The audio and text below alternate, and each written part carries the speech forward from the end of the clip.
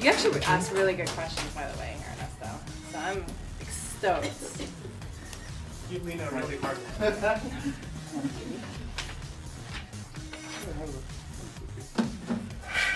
How's everybody doing? Good. Yay! It's raining! Yes. Nobody else likes the rain? I do. I love the rain. Love it. We didn't get any rain last year, so now we're getting a lot.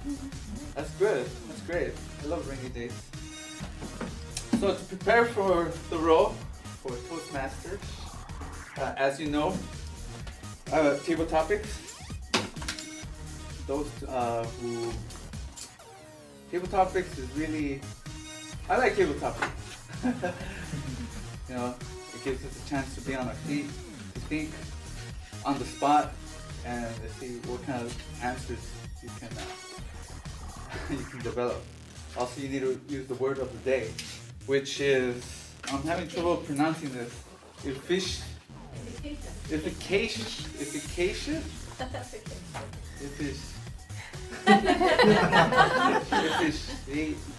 Well, you guys know it. So you gotta use the word for the day to qualify for the vote.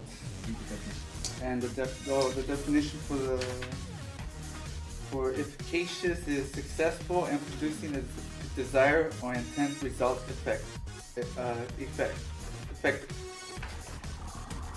So as I was saying, to prepare for table topics, I watched an interview from the author. She was talking about how she turned bitterness into sweetness, and how she thought about milk and honey products. She looks at it that way. She looks at it like, how can we turn something bitter into something sweet? And I thought about that because most of the time, to be honest, I get pretty bitter really fast. And it's for little things too. For little, like if somebody cuts me off on the freeway, I get really like upset. And then that kind of just ruins my day. I'll be like, oh, I should have said something, or I should have cut that guy off. But you know, I'm just thinking about that. You know, I'm not really gonna do it. But things like that, just small things like that will get me like ruin my day or something. But I like what she said. It's like, let's not let those little things ruin your day. You know, let's turn those bitter things into positive things. And that's my first question that I want to ask to Virginia. Can you come up over here too? My first question for you is, how do you deal with bitterness, and how do you turn it into something sweet?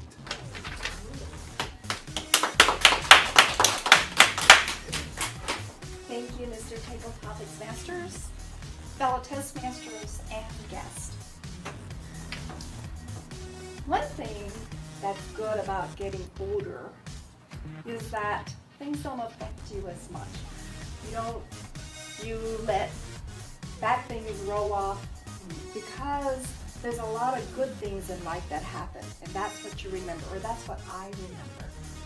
So I don't really have anything bitter that has happened recently in my life, except that I bit into a kumquat.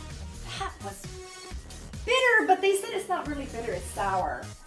But I don't know, it was so sour that my mouth went woo.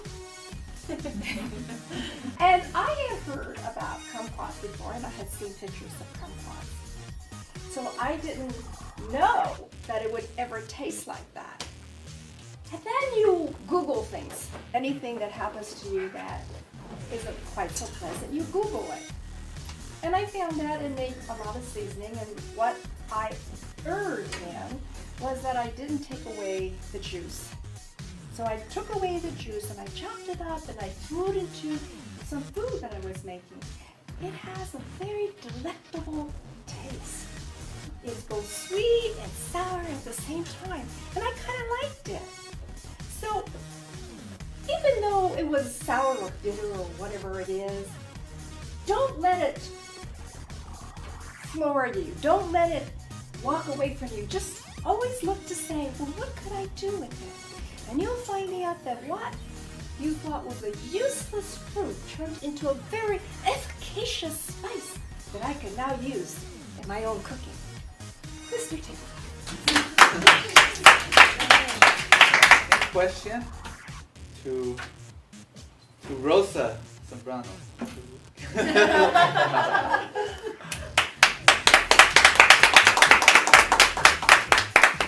Rosa, how do you deal with bitterness and how do you turn it into something sweet? That's not fair to ask the same question after Virginia's performance. Efficacious performance, I should say. It was wonderful. How do you turn it? The only way that you're going to turn it is by facing it. You're going to have to deal with it, and you're going to have to do better than that. Otherwise, you're going to have to be carrying it with a load on your back. Especially if that's your kid or your family, a member of your family. You know, if they tell you, oh my God, you're going to wear like that? You're going to go out like that, Mom? It's like, oh my God, I'm not going to go back. Yes, I am going to go and everybody's going to love me. So what? And it's one of those things that you just have to learn that you're not going to please everybody. Or sometimes you're going to have to say, hey, you know what? It's okay. They don't have the same taste. Look at him, how he's dressed. But I'm not going to say, hey, look at you, and put somebody down. There's always a better way to deal with a negative person. And there's always somebody that's going to say, you know what? She's old. She can dress whichever way she wants to. She has taste, or maybe not. But the only way you have to place it yourself, and that way you're going to have to have the milk and honey and the sweetness that you're going to enjoy in life. Thank you.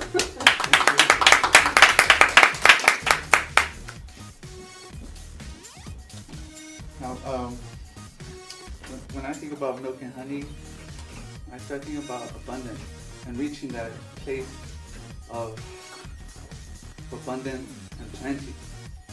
But it takes time to do that. It takes time to reach that place. That journey is hard, tough, it requires a lot of hard work. So my next question will be for Marissa. Marissa, yeah. Can you come over here, please? Marissa, I want to ask you, when you do reach a level of abundance and plenty, how would you, in other words, how would you react to that?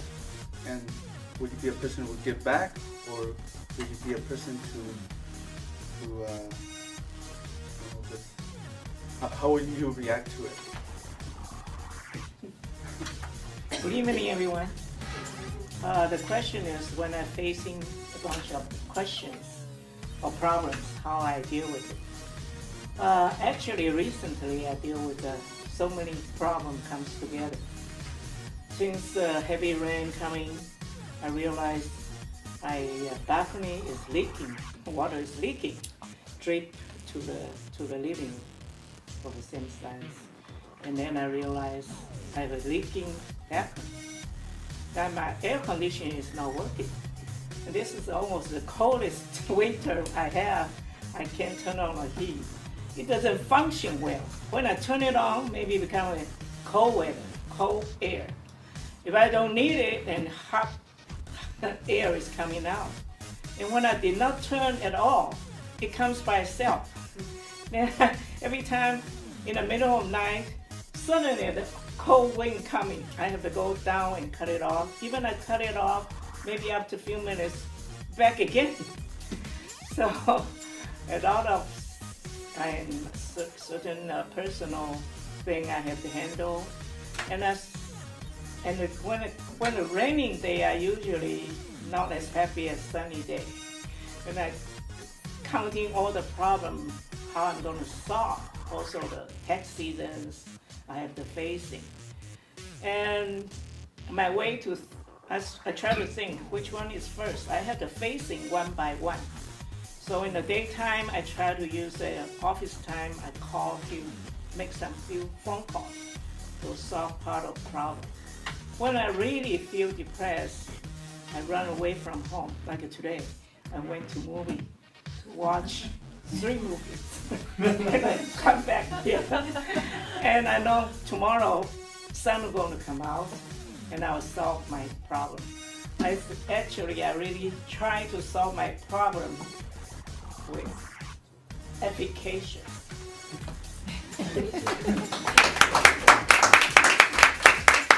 Nice. Love the use of the word. And well, for me, I think my milk and honey will be knowledge and reading. I love to read, and this sounds like a very interesting book. I want to start reading it. I will probably get it as well as soon as I'm done with the book of my month today. But knowledge will be my milk and honey. And I want to know for our guest. I'm sorry, Letty, can you come over here, please, if you don't mind? I'd like to try this. My milk and honey is knowledge, and books is a good source of knowledge. But I want to know, what's your milk and honey? Okay. When I see, good afternoon, everybody. When I see milk and honey, I think milk is a nutritious kind of connotation to me, and honey is what makes life sweet. So knowledge to me comes from life itself, because being the age that I am, I have survived. I'm a survivor, and because I am a survivor, I can relate to various different issues that come up in life to different people. I connect with people for that reason. So through my life, I have experienced death, I have experienced sadness, happiness, everything that comes together. It has taught me a valuable lesson in life. So to me, having survived all these things and still standing and still smiling, that has been the best knowledge that I have faced in life, and that's why the I can't say the word either. The connotations result in my life, and not is that the knowledge that I have obtained is life itself.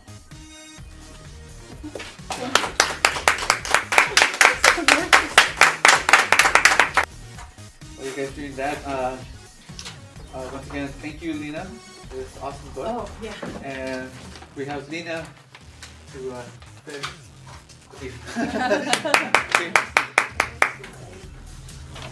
Those are some really good answers, Sorry. honestly. One other thing that I totally forgot to mention towards the beginning about milk and honey.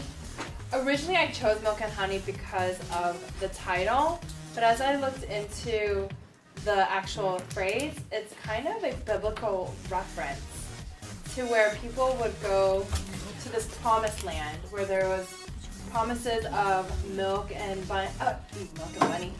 honey and abundance.